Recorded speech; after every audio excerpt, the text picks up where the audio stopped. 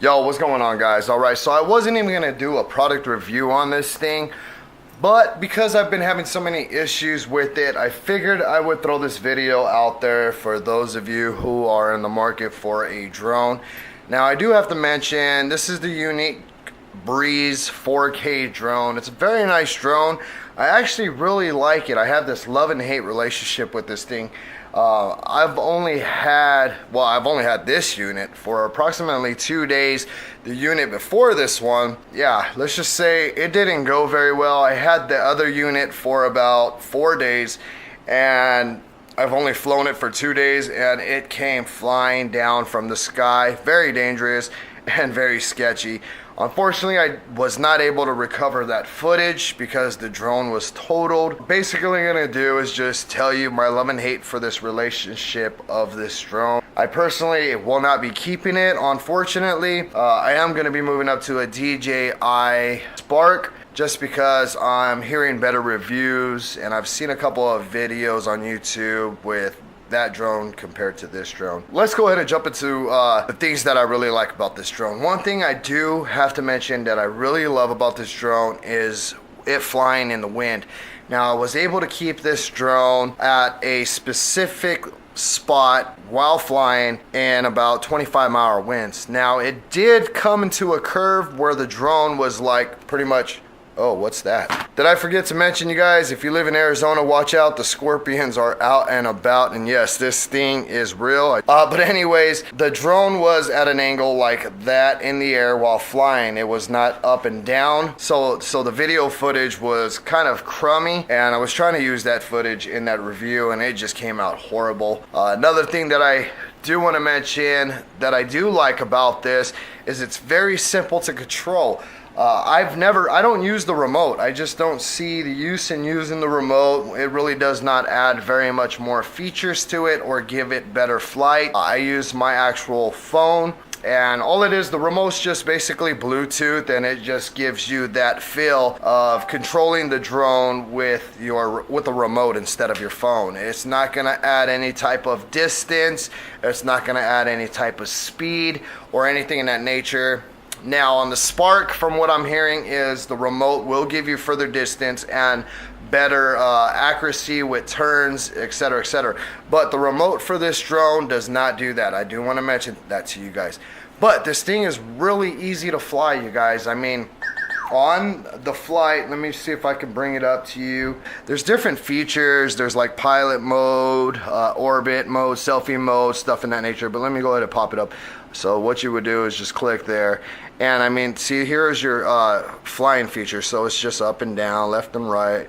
And then if you want to do takeoff, you just click that.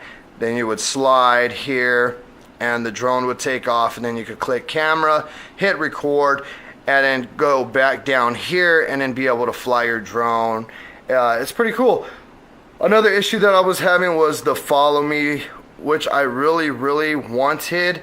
That was the whole purpose of me wanting a drone. I wanted this drone to be able to follow me around while I was out there casting my BAITSANITY swim baits, and I can get, you know, better footage of that since I don't have a cameraman.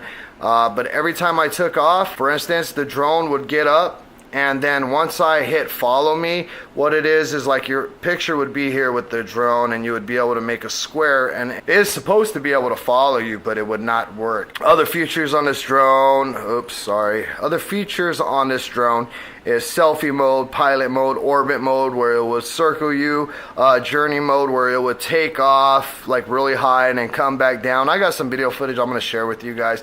But yeah, anyways, so this drone, I'm telling you guys, I really like it, but I hate it to the fact of the reliability of it. You lose connection tremendously. I mean, you have to really have an upgraded cell phone to be able to stay in connection with this thing. And they do not tell you that on the pamphlet or anything, but your phone really needs to be newer in order to control this drone.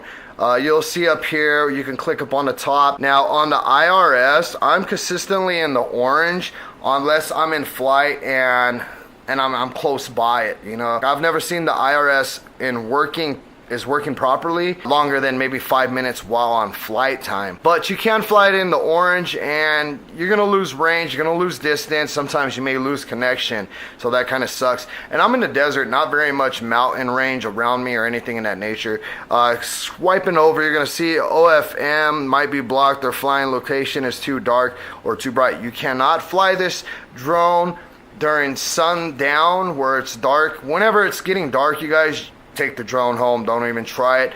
Also, do not attempt to fly this drone over water. Reflection will cause this drone to lose connection and you will end up with this drone in the water. GPS, I haven't really had any issues with the GPS. My GPS always works properly unless I'm on an overflight. It's supposed to tell you, hey, you're flying too high, and then it'll tell you to bring the drone back down, or it's supposed to bring itself back down. I've never had it bring itself back down. I more or less would get the warning and I would have to bring it back down immediately. But anyways, let's go ahead and jump into the video footage, you guys. Much love and respects, and I hope you enjoy it. And Yuneec Breeze, it's time for you guys to update your systems because this thing sucks, but I love it, but it sucks. It's a love and hate relationship. All right, hope you guys enjoy the footage.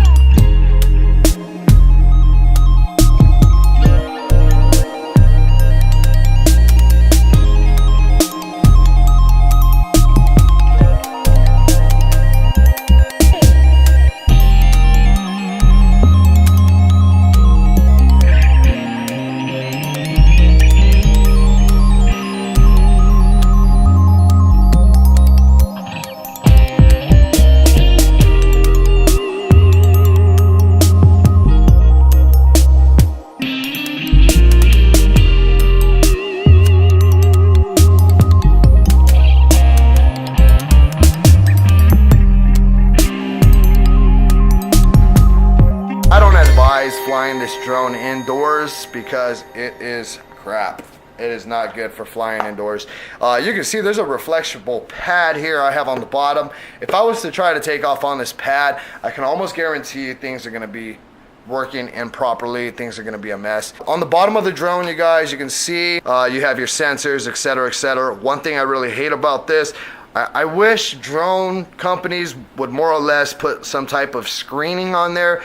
I live in the desert. Mind you, there's rocks and dirt everywhere. So, I mean, this thing's going to get scratched up. Right now, you can tell it hasn't been because, as I stated, the shooting, it's only 2 days old. But yeah, the last drone that took a crap on me, you guys, I mean, this thing was blown out of it. Everything, I mean, I was probably only, I'm wanting to say, about 40 feet in the air when it just everything just shut off. I mean, it just came tumbling down, and I was on a full charged battery. I never fly without a full charged battery. Anyways, here's where your battery plugs into here. But yeah, to release the battery, you just push down and then you pull, the battery will come out. You have less than 12 minutes of flight time. They state you get 12 minutes of flight time on these little batteries. That is a false statement. I have had around maybe 9 to 10 minutes flight time, and that's on a calm day where I just have the drone pretty much just drifting around. and trying to get good video footage. Another thing I want to mention, yes, it is a 4K camera, but I gotta tell you, this thing is not on a gimbal, so your video footage is going to be crummy, you guys.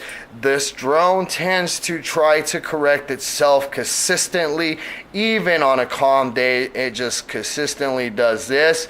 So your video footage is consistently like this. I mean, this is what you're getting right here. Sorry to shake the camera on you guys, but I just want to show you. This is what you are getting.